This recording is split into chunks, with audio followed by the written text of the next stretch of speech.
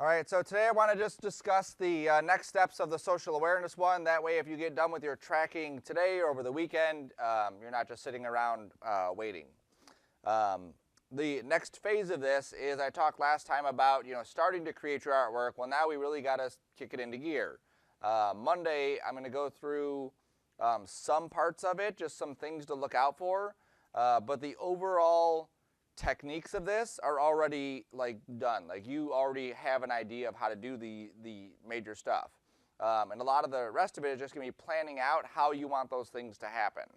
Okay, so here's an example of a student from last semester. Hold on. I thought my volume was already up, but it went down. There we go. This is Ev. He's driving to school and he's got his whole life ahead of him. Graduation, marriage, family, growing old. But he won't get to experience all of this if he continues to drive without his seatbelt on. Wearing a seatbelt reduces the risk of fatal injury to passengers by 45% and the risk of moderate to critical injury by 50%. Seatbelts save over 13,000 lives every year. Don't be like Ev. Buckle up. Save lives.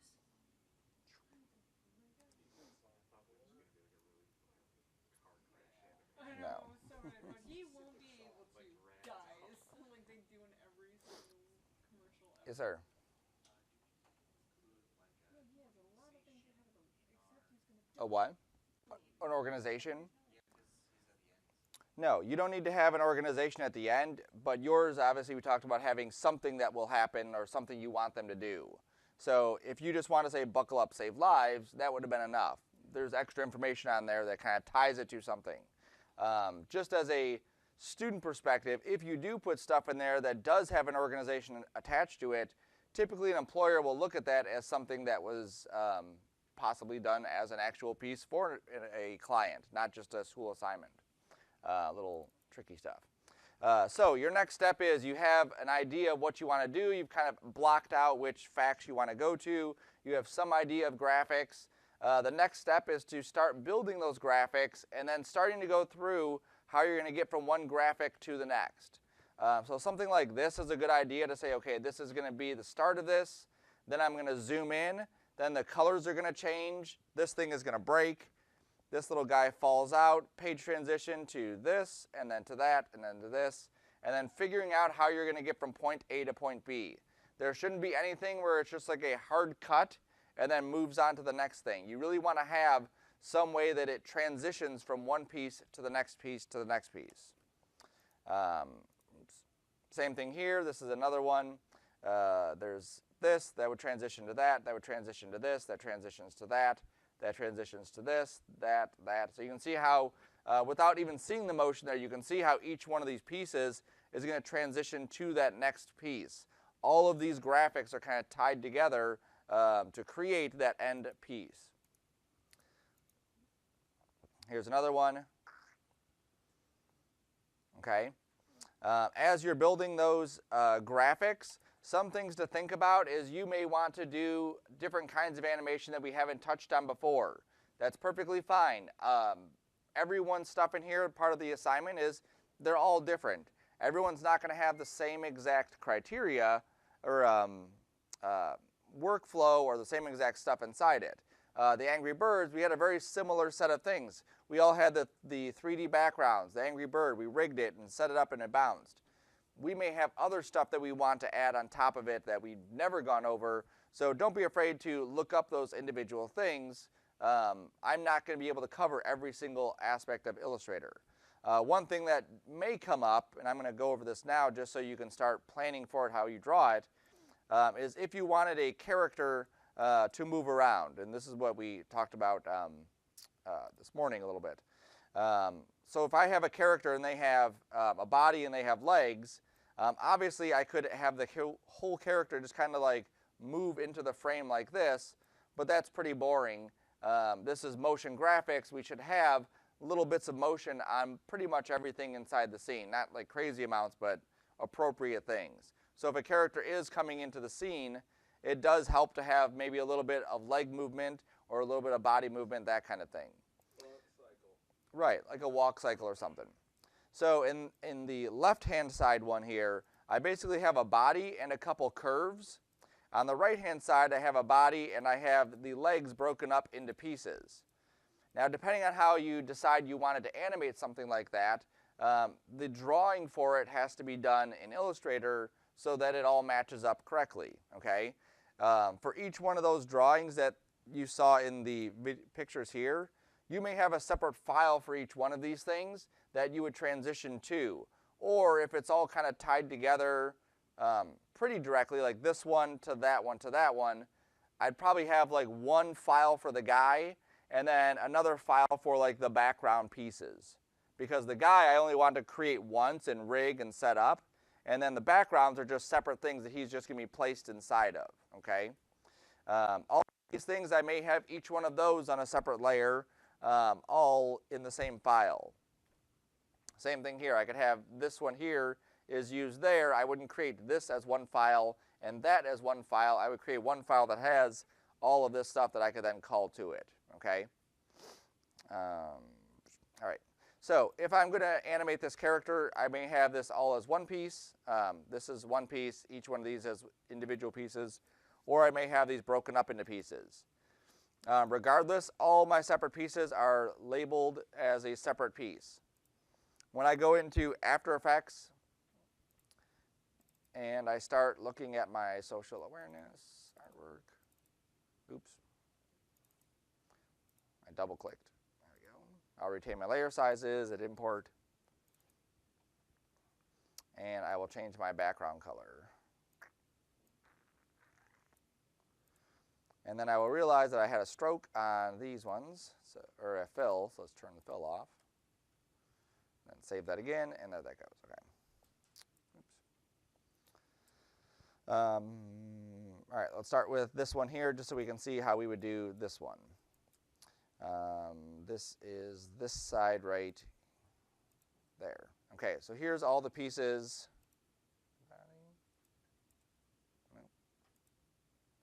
Right foot, right calf, right thigh, left foot, left calf, left thigh. Okay, that is all the pieces. And where is his body in this one? I think the right thigh. It is. I thought I had that in a separate one. I apparently did not. Let's pull that out. Delete that. All important stuff to check out before you bring it in and before you start animating. That way we can delete this. And then re-bring that in, and then double click, and change our comp settings again. Cool. All right, so now we're all separated. All right. So if I'm doing this one here, what I would do is I would take each one of these pieces and I would just parent them to the one above it. So left leg foot, I would parent it to left leg calf. I would then take left leg calf, parent that to left leg thigh. I would then take left leg thigh, parent that to the body. Do the same thing on the right side. Right foot to calf, right calf to thigh, right thigh to body. And this way, as the character, if I grab the character and move him, his whole body moves. And then if I go and grab, let's say, his leg, thigh here, I'll put the pivot in the correct spot, so it should be rotating from here. Same thing with this one. This should be rotating from the knee area. And the same thing with that. That should be rotating from about there. As I take that thigh and I go and rotate it, you'll see how it grabs those pieces and moves them with it. And as I grab the calf and rotate it, it rotates the calf as well. And as I grab the foot and rotate it, it rotates the foot. Now, because each one of these pieces are separated, there is some overlap there. And because of that, if you look close, you'll see that as the foot comes down, I'm seeing part of that overlap area, okay? So I may decide, okay, maybe that's a little bit too much overlap. Let's go into the Illustrator file, and I'll maybe pull this back some. And then we'll save it again, jump back. There we go. Or maybe I can just move the pivot some. Let's reset the pivot, move the pivot to, let's say, there.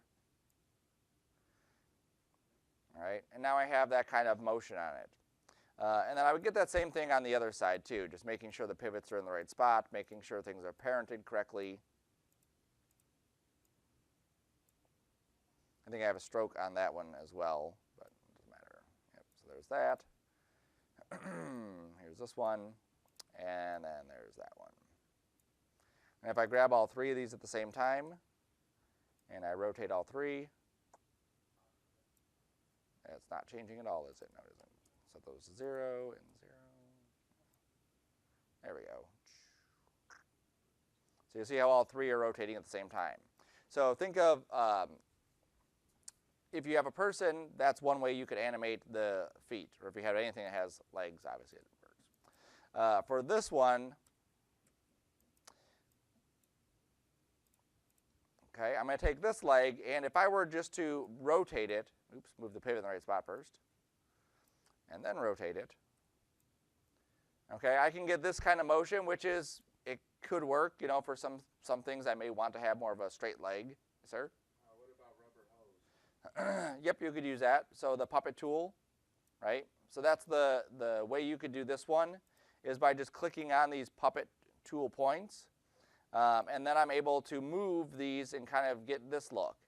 Now you'll notice with this that we're getting a little bit of a different look. This was very rigid. The thigh and the calf and the foot were very rigid shapes. Here, they're all kind of bendy and stretchy, which is, like they call it a rubber hose or rubber men. Inside of, let me open up my puppet tool. Inside of deform, there it is. Inside of my deform, I have a puppet pin. That's what each one of these are. And each one of those have their own position, and that's what we would be able to keyframe. For this type of situation, if I had puppet pins on this leg, puppet pins on the other leg, let's say I had arms, those also had puppet pins, I wouldn't want to deal with a lot of that stuff, so I would create nulls for each one of those. And basically this null would be where that limb would be.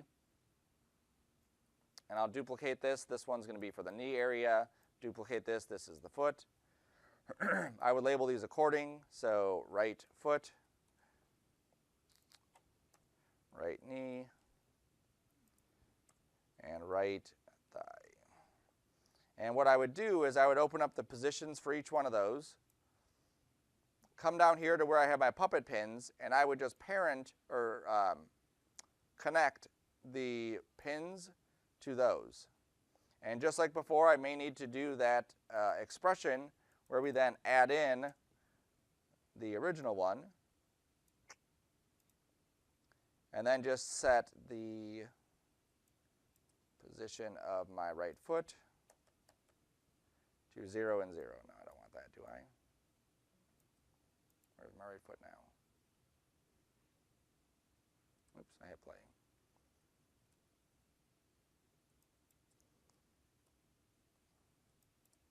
All right, let's try that again. So I'm going to take this. This is at 245, 126. So I'm going to drag it to this one. And I'm just going to subtract that.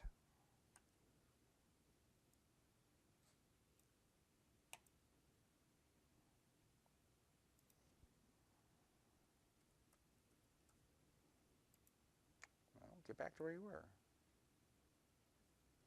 It doesn't like me. Let's try this again. Right foot. There we go. All right, and it goes really far away, which is fine.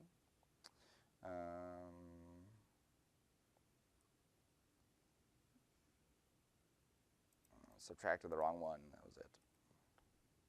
So I'm going to subtract this one from that one. Nope, and it still doesn't like it. Position, yes.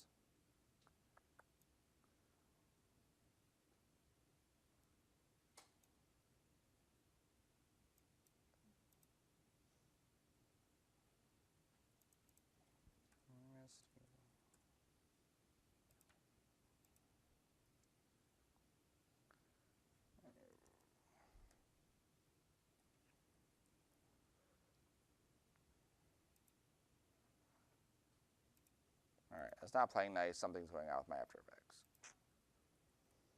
All right, but that would be the idea, is that I would connect my nulls to this, and then I'd be able to move my nulls and have them move the legs.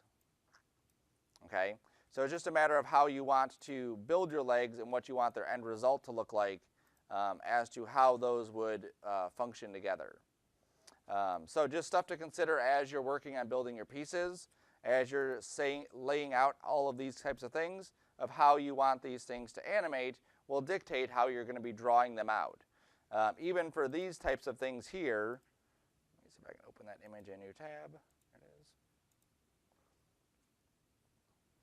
This graphic here, you may want to animate that spiral going around. So obviously that spiral has to be on a different layer than this stuff. I may want that plus sign to get bigger and scale up and then have the text write itself in there. All those things you have to consider. In my opinion, it's best to be maybe over-prepared so you have all these things separated. You can always not use it in After Effects, but if you don't have them separated, it's a little bit more work to then do that inside of After Effects. Same thing with all these. Maybe I want the baggage to, like the handle to come out of the luggage, or I want the pencil to be able to move across here. I want the guys, obviously in this one the head moves left and right, so I may want that to happen. I may want the graph to be able to move. So all those things you have to consider as you're doing your stuff as to how you're going to be illustrating it. So by Monday you should have your stuff pretty well under wraps as far as this is what I want to happen. I want this to do this, and then this to go here, this to go there, and then you have the graphics for it.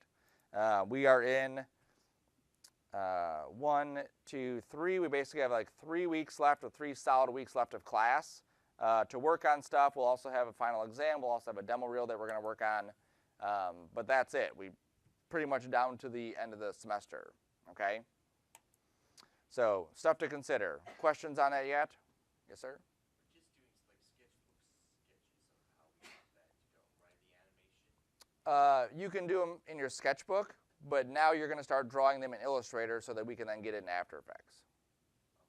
Okay, so I'm not going to be doing a separate lecture on every single thing to how to draw in After Effects. We already know that. We've done it in several assignments already.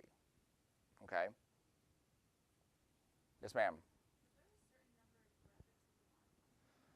No, you will have a balance between the two, and so you have to make sure that it is effective enough that we can see how it works. If you look at, I closed that one, didn't I? Yes, I did. Here, to grade. There. Done. PSAs. Copy.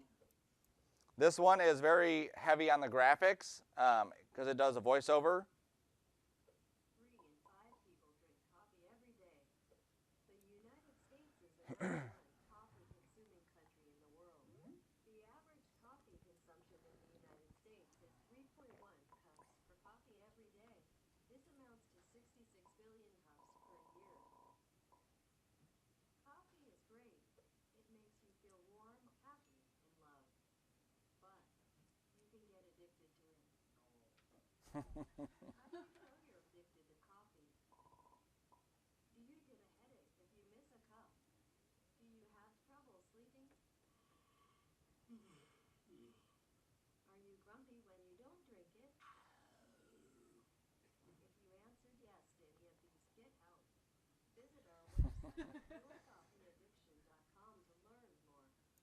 So the good thing, or the thing to pay attention to with this one is every single thing that was mentioned, there was some sort of graphic and something that always kept our interest.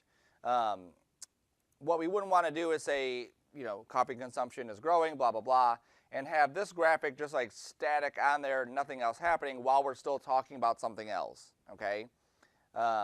So there's no specific balance of how much text, how much graphic. It's going to be you finding that balance to make sure that what we're seeing is readable, that people watching this, number one, don't feel bored while they're watching it, and there's always something kind of going on. We only have 30 seconds, so it should be flow pretty evenly or pretty smoothly from one spot to the other.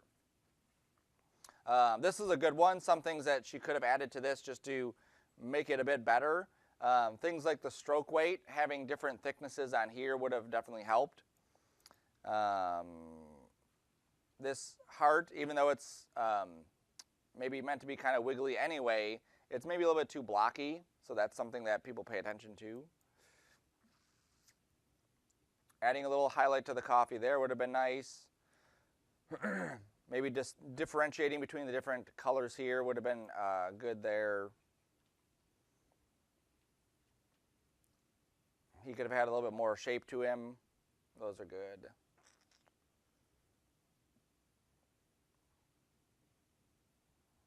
Okay, like that coffee bean is pretty well done.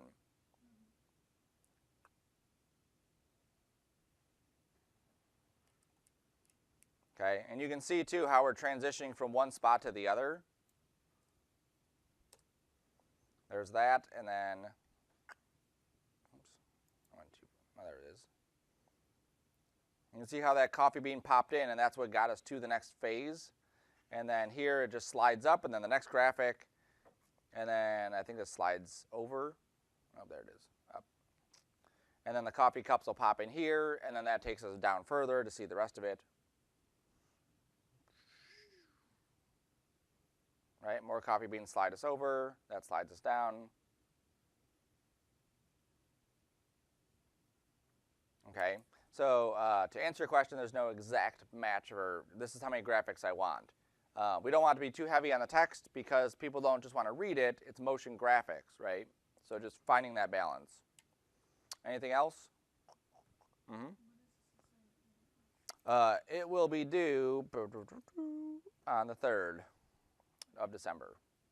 Do you know how they did like in their animation, like their little animation, how they got the like text read or whatever? How like the voiceovers, Oh, how they got that? They just used text to speech. I don't know what specific app they used. You could do it in Excel. I don't think you'd want to, but you could. There is, yeah. I just know that they're talking about coffee and all I'm hearing the voice where I'm like, the lady that's talking sounds like she needs some. Yeah.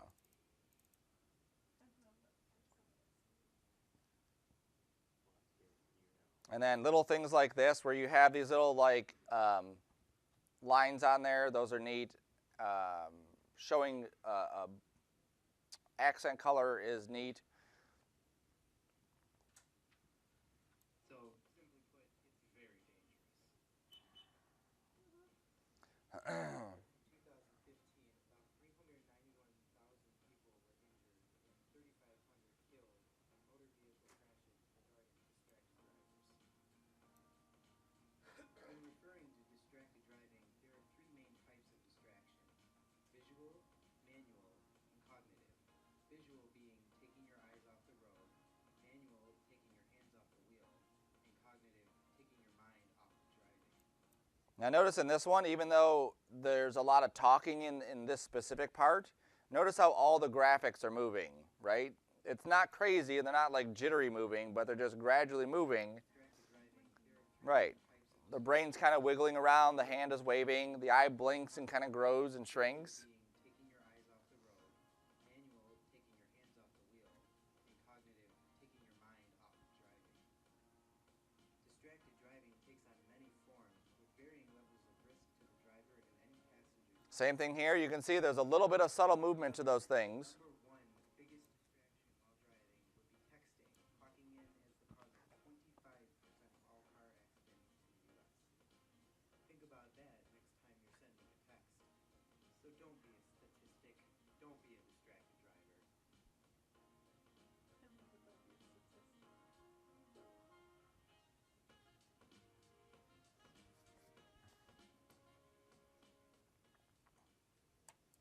Okay, so stuff to consider as you're planning out your stuff and getting your graphics going for that. If you do want to do a voiceover, you can record them at your house, definitely. I think Mike recorded that at his house. We do have a sound booth, so if you do want to record them in a sound booth, so it's a little bit more controlled environment, you can do that. Basically, we can just set it up, and a lot of people don't like to have people listening to them. We can just set it up, hit the record button, and then leave you alone while you record your stuff. Cool? Anything else? But we can use the, I forgot the name of the software, but the sound software with the Adobe Creative Suite. Audition, yep. Yep, we can use that as well. Yep. And then think about, obviously, you want to have some sort of background sound there, background music. Sound effects are definitely nice to add. Voiceovers are good, but again, you have to have the right voiceover for it. Cool.